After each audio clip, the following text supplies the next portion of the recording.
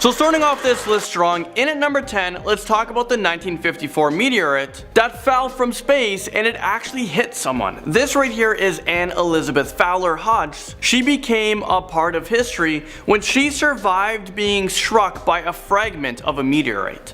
I mean, how many people can say that? The Sylacauga meteorite is the first documented extraterrestrial object to have injured a human being. So let me tell you guys what happened. A piece of this meteorite crashed through the roof of a farmhouse located in Alabama, and it bounced off a large wooden console radio, and then it hit Hodges while she was napping on the couch. Imagine like that's how you woke up. You woke up by being hit by a piece of meteorite that came from outer space. This made headline news, and I was looking into what happened to that meteorite because maybe that woman can sell it and become super rich. I'm not exactly sure on how much they sell for, but probably a lot, right? But this meteorite was actually confiscated by the police, who turned it over to the United States Air Force. So yeah, this woman lucked out. I don't know why she wasn't able to keep it. Moving into number 9, we have the Roswell UFO incident that took place in 1947. Take a look at this. This came crashing down to Earth, and if you search this into Google, you can find these images as well. Clearly looks like an alien, and also you can see more UFO pictures. Can this really be a UFO crash site? Well, there are obviously many conspiracy theories around this crash because the US military stated that it is a United States Army Air Force balloon crash, while others say that this might be one huge cover-up and it's actually an alien spacecraft. What do you guys believe? I'm going with it might be an alien spacecraft. In at number 8, we have a piece of the moon. It's always scarier taking pieces of the moon because you just never know what type of airborne bacteria can live on it. There was actually a lunar meteorite found in northern Africa not too long ago, and just a tiny piece of it sold for more than $600,000. Imagine a piece of the moon just fell into your backyard, making you instantly a millionaire. There hasn't been a long-term human exposure to the lunar environment, but apparently the exposure to lunar dust can actually result in severe health risks from direct exposure or exposure from over time. So saying that, whoever owns a piece of the moon, hopefully they're keeping it well contaminated. Alright, number 7, you guys saw it in the intro of this video, you saw a little clip of it, but let's talk about the 2017, which was not too long ago. Well, I'm talking about the discovery of the Oumuamua, which was the first interstellar object ever detected in our solar system. Oumuamua, hopefully I'm pronouncing it right. Probably not, but in Hawaiian, it actually translates to first-time visitor from far away. Of course, when this object was made public, millions of people questioned, is it aliens? Others ask, where did it come from, or what does this mean for us? Could this be an invasion on Earth? Well, scientists from Harvard University believe yes. This could actually be signs of alien civilization. When you hear about a bold claim like that, coming from Harvard scientists, it actually makes you wonder. When Oumuamua traveled through our solar system, it actually didn't travel on a normal path. And as you know, as normal objects would travel in, and it's usually due to the sun's gravity, but instead it made its own path. So it makes us think maybe this thing was powered by some sort of thrusters. So it could be plausible that it was a spacecraft. Number 6, we have a satellite that fell to Earth. Have you guys heard the story of the Cosmos 954? Well, me neither. I had to do the research for this one. Well, back January 24th in 1978, a Soviet satellite malfunctioned, which prevented a safe separation of its onboard nuclear reactor, so pieces of the Cosmos entered Earth, shattering around northern Canada. Now, this is pretty messed up. Luckily, no one was killed by this. Just imagine if like North Korean satellite crashed on American soil. I mean, that might spark World War III. So there's actually a law that everyone has to follow when it comes to space. So under the terms of the 1972 Space Liability Convention, whoever launched an object into outer space is liable for damages caused by that object. So saying that, the Canadian government billed the Soviet Union over $6 million for the cost of the cleanup and also for additional compensation for future unpredicted expenses. But the USSR paid just $3 million. From a failed USSR satellite to something that you would never expect coming from space, or should I say you wouldn't expect someone coming from space. An alien? Well, at number 5, let me introduce you guys to Fearless Felix, who is not an alien. He's just a crazy person. Jumper away. Speed 725. Showing FELIX in a stable. Is this real life right now? That is absolutely insane. Why? I have been skydiving, but I jumped from like 8 to 10,000 feet. FELIX jumped from over 128,000 feet. This guy is absolutely nuts. I think this guy almost reached the moon. Okay, maybe not quite. This guy wasn't inside of Earth and when he jumped, but luckily for him, it was a huge success.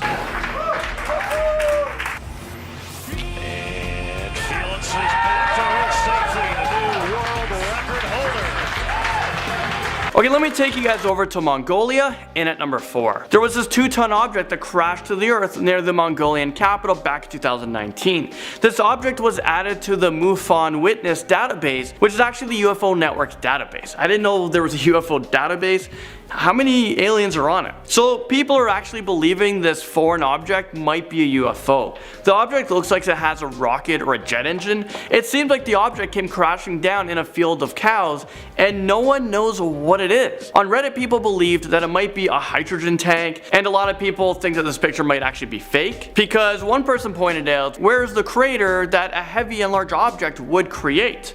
I mean, that is a pretty valid point. It's time to time travel for a sec, in at number 3. Let me take you guys back like 80,000 years ago. I know it's a long time. And let's talk about the HOBA meteorite that came crashing down on Earth. It wasn't until 1920 when a farmer found it on his field. Well, this thing weighs 60 tons, and it is known to be the largest known meteorite to be found. Today, it has been turned into a national monument, so now it's a great tourist attraction. Moving into number 2, let's talk about the meteorite that changed the history on Earth, like literally. More specifically, well, let's talk about the massive meteorite that might have been responsible for the extinction of the dinosaurs.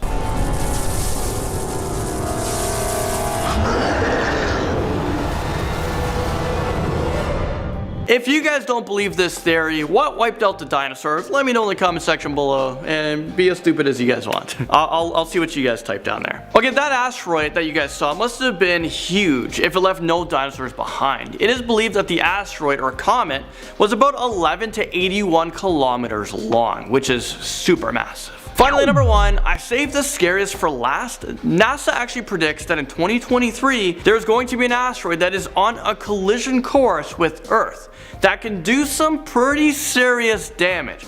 The asteroid is twice the size of Big Ben, and I looked up Big Ben, and Big Ben is massive. And then imagine Big Ben, and then times it by 2, and then adding like fire all around it. That can ruin a whole city. Imagine if that hit like a dense city like New York, or what about if it hit like Shanghai, China? A population of over 24 million people. That can wipe out everyone. My biggest question right now is how accurate is NASA? I'm hoping that they're not too accurate. But then again, if NASA wasn't accurate, I don't know if that would be more scarier. Number 10, Uluru Rock. I'll be honest, I'm a rock guy. I go on vacation, I'm goggles up the entire time. I love looking for geology and history. It's hard not to want to bring something home every trip, right? But depending where you are, you could be in a lot of trouble for doing so. In the Northern Territory of Australia, for example, there is a beautiful monumental sandstone formation. It's known as Ayers Rock or Uluru Rock. Now this site is sacred for the Aboriginal people of the land. They respectfully ask that no visitors take any piece of the sandstone home with them. Yet of course, some of us can't follow simple instructions, and in numerous cases, bad luck has followed them home as well. Breakups, death of a loved one, you name it, it's all bad. Why risk it? Just leave things alone, you know? Number 9. Robert the Evil Doll. A man named Rob Otto, he was given a doll that looked a lot like him. One of his servants who didn't like him made him this doll. This was clearly a voodoo doll, right? Obviously, this is an obvious trap. Neighbors would then hear Robert talking to this doll. Robert and Robert the podcast, I guess. I don't know, tune in. Now, after Robert's untimely death, the new owners of the house found that same doll. They found it in the attic, still there. That family was haunted afterwards by the same doll. They would hear threats coming from it at night, so now the doll is on display at a museum in Key West. No more threats, just glass cage forever. Number 8. Elmo. The Sesame Street icon has been in homes for many, many years. There was a literal stampede when Tickle Me Elmo was released. An employee was sadly trampled, got his ribs broken. It was horrible. People go crazy for these things. When the Elmo Knows Your Name toy was launched by Fisher-Price back in 2005, there were 15,000 names ready to go. Only one family was traumatized. Only one. That's not bad, all things considered. That Elmo toy apparently spoke on its own, threatening to harm the family, often, so they tossed it out immediately. This happened more than once though. The audio sounded off for some devices in some homes. Be Like Elmo sounded like Beat Up Elmo. The Elmo phone was also released in 2009, and it often said 456, but in some cases it sounded like Who Wants to Have Very different things, those two. Those are two different phrases. Those are not the same at all. We're all learning things with Elmo, whether you like it or not. Number 7. Belcourt Castle chairs. This one's like the opposite of musical chairs. These chairs are no fun at all. This Rhode Island ballroom is beautiful. It's a cottage mansion, a lot of wood, a lot of history. It smells great, I bet. I would have bet that there would be a ghost woman in the ballroom. Turns out it's actually a handful of chairs. Who knew? That was my second guess. Handful of chairs. That's good. Visitors have reported an eerie feeling when standing close to these chairs. They get the chills, they get this sense of energy almost. Now, things certainly go a step further. Some guests have seen the chair move on their own, or they've had the chairs push against them, all of course by some invisible force. I'm not sure if I believe in ghosts personally, but if I saw a chair moving, yeah, that would do it. Just one of those would definitely flip my beliefs for sure. Haunted furniture, that gets me. That's pretty bad. Number 6, the haunted skull. I'm pretty sure every skull is haunted. No, but I don't know. This one specifically, oh, this one's real haunted though. Here we go. Located in the Burton Agnes Hall over in England, the screaming skull sits quite still, but its curse is very real and very active. The screaming skull once belonged to Catherine Ann Griffith, who died in 1620. Now, reports of strange figures or shadows around the skull, that's one thing, but many people believe they could still hear the screams of one Catherine Ann Griffith to this day. Number 5, the unlucky mummy. Right off the bat, the unlucky mummy isn't an actual mummy per se. It's rather the lid of a coffin that once belonged to a high status woman who lived sometime around 950 BCE. So a little old, little time ago. The mummy board wasn't seen again until the early 1800s AD. It was found in Thebes. 4 Englishmen found it, and of course they were celebrating this ancient piece of history, but it didn't take long for all 4 of those men to pass away from mysterious circumstances. If you're looking for more top 10s on ancient history, come meet me over on our top 10 history channel. It's called Bumblebee. We do top 10s only on historical stuff. Ancient eras, mummies, silly Victorian era hats, cool shoes, I don't know, you name it. It's all over at Bumblebee. See you there. Number 4.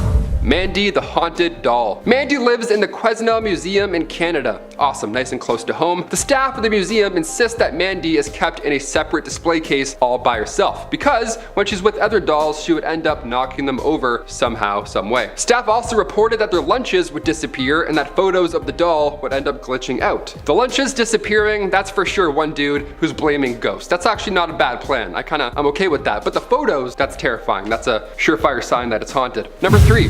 The Great Bed of Ware. We figured we'd get nice and cozy for this next one. For starters, it's massive, and it's cozy. It looks like the bed a king would certainly sleep in, and rightfully so. The Great Bed of Ware was built for the royal family back in 1463. It was 12 feet by 12 feet. Jonas Fosbrook, a carpenter from that time, they impressed King Edward IV so much with their work that the king gave them a pension for the rest of their life. People would travel all across the land to see this bed. That's a fun family vacation. Yeah, we're gonna go see a bed. Yeah, Disneyland's closed today. Let's go see this bed. Shakespeare mentioned this bed in his play The Twelfth Night, okay? This is a big deal. All those who stayed in the bed though, they did not have a good night's rest. No, instead they woke up to scratches and bruises, or they would wake up just on the floor. Yeah, somehow they would roll out of a 12-foot bed. Today it can be found in the Victoria and Albert Museum in case you want to go in there and take a nap. Would you stay the night in this old haunted, dirty, and probably very uncomfortable bed? Sound off below. I definitely wouldn't. Number 2.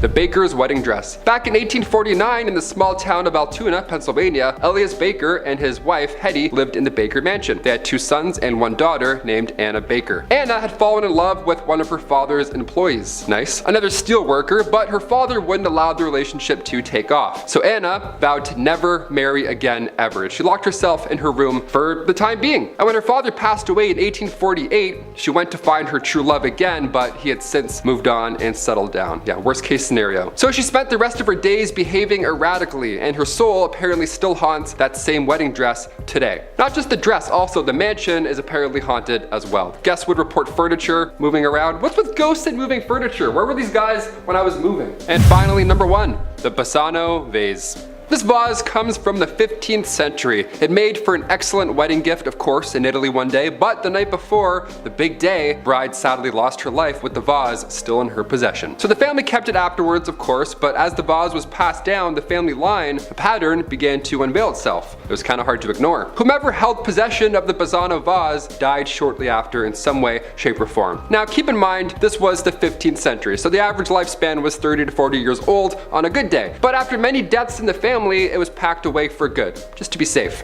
or so they thought. The vase showed up again in 1988 alongside a note. The note was pretty to the point. It said, "Beware, this vase brings death." End of note. Pretty simple, I like it. Whoever found it was probably like, huh, okay, and then continued on with it. And then it was auctioned for over $2,000, sans note. Weird, they left the note out of that, that's odd. The pharmacist who won the auction, well, you guessed it, passed away within months. Number 10, virtual reality clones. Data is constantly being compiled on all of us. Every app you use or website you go to is keeping info on you. That means Uber knows where you like to go, Netflix knows what you like to watch, and Google knows all the weird porn you search, you sick freaks. So what could happen is all this data compiled on you could be saved and transferred into a program that would make a virtual version of you that's very similar to yourself. It could walk like you, talk like you, and even watch the same weird porn as you, you sick freak. This kind of scares me, but I think it's something people would want. Why would you mourn someone when you can build a virtual clone of them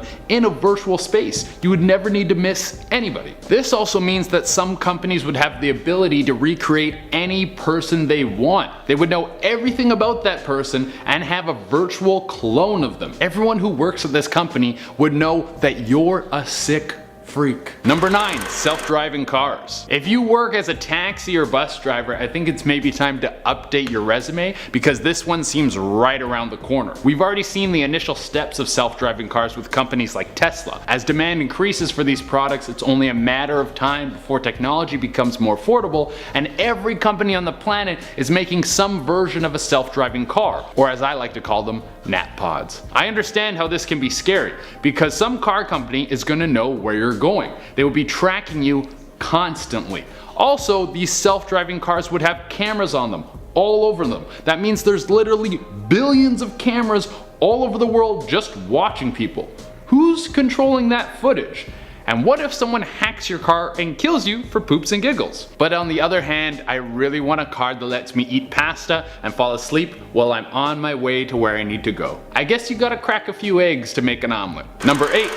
Robots. You know what's crazy about this one? It's like we know that the robots are coming to kill us, but we keep making them. You know, we can just stop making them. We already have Netflix and Uber Eats. Guys, we won. We don't need to make any more innovations. Well, I don't really know how much I need to say about this one, other than if I get the opportunity to sell out the human race and become a pet to one of our machine overlords, I'm taking that opportunity in a heartbeat. We already have robots now, but they're advancing more and more every day and becoming more powerful and getting better and better artificial intelligence. Some people speculate that we'll be able to create robots that have artificial intelligence as sophisticated as a human's by 2025. And all the big dogs are in on this. In 2014, Google purchased artificial intelligence company Deep Blue and has been working on AI that can teach itself to play video games and make art. So who wants to hit up Disneyland before we're all on fire? Number 7, worldwide Wi-Fi. It's definitely coming. Having blazing fast internet anywhere with you. It doesn't matter if you're at home, you're underground, in the office, out with friends. It will always be with you. God, I sound like a deodorant commercial. I mean, it sounds great. We would never need to worry about download speeds, and we could turn binge watching TV shows into a national sport. But if this happens, we're gonna become so reliant on it that we will base our infrastructure all around this constant internet concept. So what happens if it goes down? What would people do if one day everything went from high speed to not a single drop of internet? I mean, the internet well became so dry that you couldn't even download Pong on your cheese grater Mac Pro. It would be utter chaos, the starting of the apocalypse. Everyone would be running around the streets like chickens with their heads cut off. You guys better start stockpiling your beans and Blu-rays now, just in case this pops off. Number 6. Subdermal identification chips. So what if everything you ever did was recorded on a little device? Every time you pooped, all the times you said you were gonna start getting in shape but you just sat on the toilet pooping, or when you told your friends you were late because of traffic but it was because you had a last minute massive poop that threw your schedule off. Well, a lot of people think that these future devices aren't that far away. They should have a lot of positive uses. If you have all your information in one place, it would make it super easy to see a doctor. Or you could be connected to your bank account and it would streamline paying for everything in your life. But think of how easy it would be to steal someone's identity. You could just knock them out, take the chip out, and then leave them in a ditch somewhere. Next thing you know, there's a much less handsome Che Dorena walking around making everyone think I'm less handsome. Number 5. Exoskeletons. You've probably seen these ones in movies like Elysium or The Matrix Reloaded, where people walk around in super cool exoskeletons being all strong and junk. Well, various militaries around the world have been working on this kind of tech, so it's not that far into the future before we're gonna start seeing these things implemented in our daily lives. You won't need to worry about throwing your back out working your warehouse job because you're going to be wearing some crazy robo suit that helps you lift 10,000 pounds. The scary thing about this is that one day some dude who dropped out of high school who's working in a warehouse is going to have access to tech that almost makes him a superhero. There's going to be endless videos of Kyles hopped up on too much Monster Energy smashing stuff on their smoke breaks. Number 4. Super Kids. No, this one isn't a cheesy spin-off of the Super Friends show, but in the future we'll probably see a generation of super kids. If you decide to have a baby, instead of hoping that it bakes right, you'll be able to pay someone to put all the pieces exactly where you want them. You'll be able to genetically modify your kid in the womb. Give it all the upgrades you want. We're gonna have babies that look like they can bend metal over their abs before they even do their first chin-up. I don't know if I'm ever gonna have kids, but if I do, I'm definitely gonna give them whatever gene lets them dunk. Number 3. 3D printers. Some of you are probably out there like, but Che, we already have 3D printers. Those aren't from the future, those are from right now. Well, I'm talking about 3D printers from the future. Right now the tech is very crude. You can only make so much. But in the future, we might be able to print all sorts of stuff. From full functioning PlayStations to, I don't know, a human heart? Yeah, some people think that we'll be able to print organs in the future. We could print entire people. Then all of you plebs out there finally don't have an excuse for not being able to get a girlfriend. You can just make one. Number 2. Free thinking artificial intelligence. So we already have small forms of AI, things that can perform some sort of boring repetitive task like identifying patterns or organizing data. But what about when all this stuff starts thinking on its own? Now everyone thinks it's going to kill us. It'll probably be like Skynet but way less sexy than 80s Arnold. But in reality, we have no idea what a free thinking AI would want. It has no need to eat or reproduce, it has no sex drive, none of the driving factors that make humans do any of the things we do. So it's really our ego showing when we try to predict an AI's motivation. This thing would literally be a god and its desires would be far beyond our understanding. So I'm just hoping he's cool and he wants to chill and hang out and stuff. Number 1, the Transcendence. So if number 2 happens, there might be an opportunity for all of us to partake in the Transcendence, where we leave our bodies and meld our consciousness with an all-powerful AI. All our minds connected in one giant hive.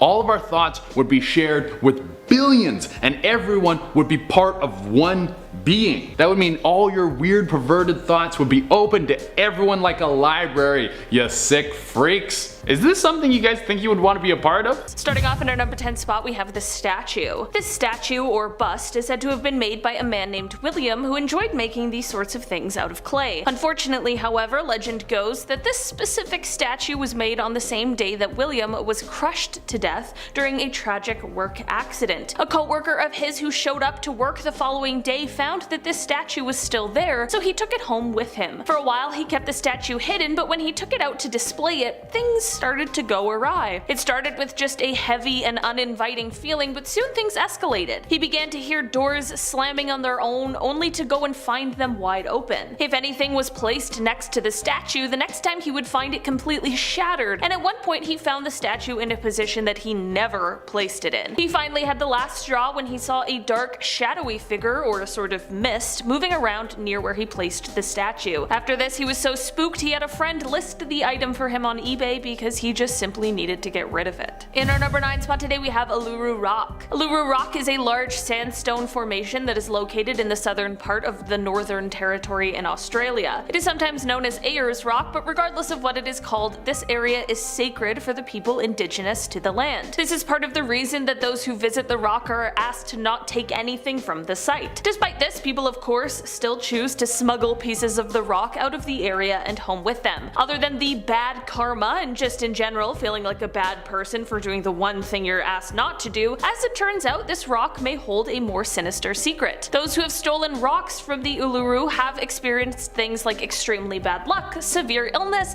and sometimes even the death of those they love. The curse these rocks hold is seemingly so bad that it is very common for the company that runs the tours of the formation to receive letters of apology that contain the stolen rocks. Apparently these letters come so often, at least one a day is expected. Maybe this is a weird coincidence, but it seems to be happening a little too often for that to be the explanation. In our number 8 spot today we have the beds. Back in 1986, couple Deborah and Alan Tullman moved into a new home with their children in Wisconsin. The following year they bought a second-hand set of bunk beds for their kids for $100, but as it would turn out, they bought much more than they had originally bargained for. When they brought the bunk beds into their home, they clearly must have brought something else along with it. It started when they began to see strange shapes in their home, and they would hear disembodied voices that, despite how hard they tried, they could not find the source of. They found themselves fighting with clocks and radios that turned on by themselves. They would find furniture that had moved seemingly all by itself, and sometimes they'd even see an apparition of an old woman. In the end, they not only threw the beds in the landfill, but they also moved from the home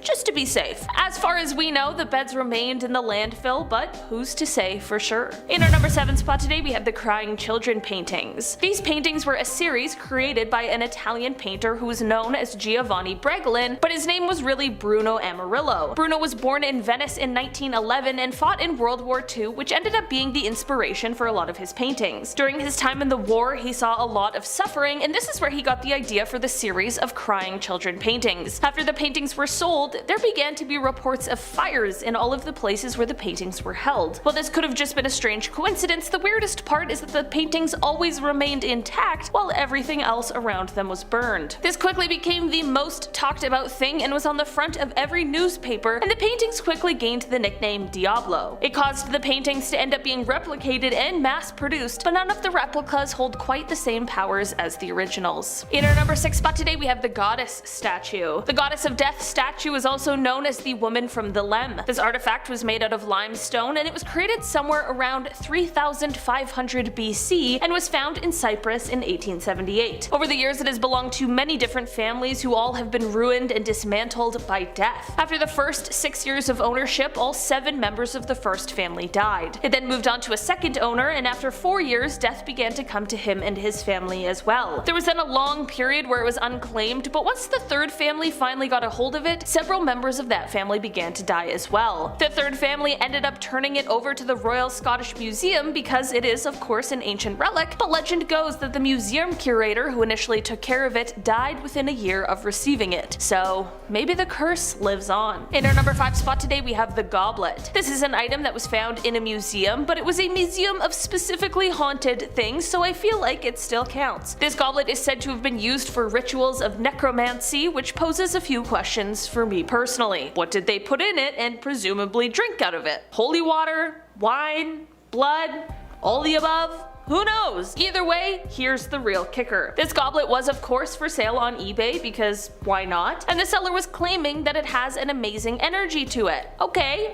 What kind of energy? Well, they said that some find it strangely positive, but that many perceive it as negative and malignant. Alright. Don't think I'll be bidding on that auction, to be perfectly honest. In our number 4 spot today, we have the Surrey ghost car. On December 11th, 2002, a call came into the Surrey Police Department. The caller reported that they had just seen a car lose control and run off the road and then presumably crash. It was, of course, an emergency call, but not necessarily anything out of the ordinary. That was until authorities got to the location and realized that they couldn't find any evidence of a crash. They kept searching and ended up finding a maroon-colored car that was nose down in a ditch nearby, but this car was covered in so much undergrowth that it must have been here for months. This meant that somehow this crash went undetected for 5 months, and worst of all, so did the body that lay nearby. Using dental records, they were able to identify the body as a man who had been wanted for robbery since July of that year. It is said that the sighting of the car leaving the road was a ghostly replay of the events that had taken place 5 months prior. In our number 3 spot today, we have doorknobs. To be honest, I wasn't expecting to ever hear about haunted doorknobs, but this might just be a thing that really does exist. These doorknobs were listed on eBay, and the seller explained that they were once the knobs seen on the doors at an asylum, which truly lands on the list of creepiest places in the world. Considering everything that is said to have gone on at places like these, it truly doesn't surprise me one bit. We're looking at you, lobotomies and other horrific mental health treatments of the past. These doorknobs must have quite literally opened the door to some terrifying things that I'm sure many of us would prefer to not even think about. According to the eBay listing, the asylum that they came from after it was abandoned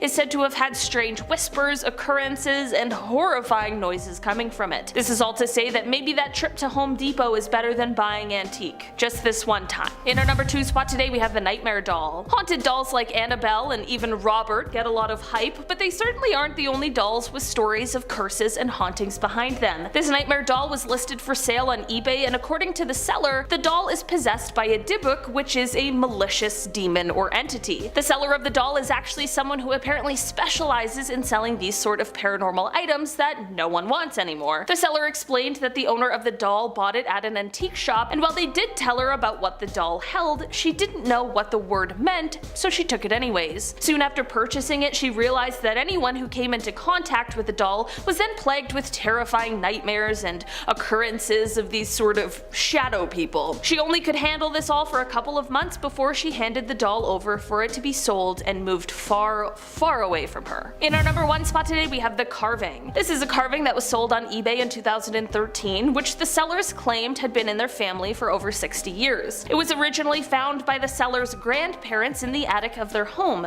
This was back in the 1950s, and when it was found, the grandparents asked the original owners of the home where it had come from. They explained that it was a gift from a prisoner who is said to have carved it. The seller explained in their post that, quote, anyone who comes in contact with it seems to feel strange or creeped out by it. The statue mostly didn't cause too much harm. That was until the seller tried to put it on display in their home. Once it was taken out of an old box and placed in a cabinet, strange occurrences began. They said that, quote, I began to experience the television turning off and on, lights coming on in rooms no one was in, the kids' toys coming on in the middle of the night in their room at 3 a.m. At the end of the day, despite the troubles this person had with the statue, they still ended up selling it for $85. Not a bad deal. Get rid of a demon and gain some cash for it.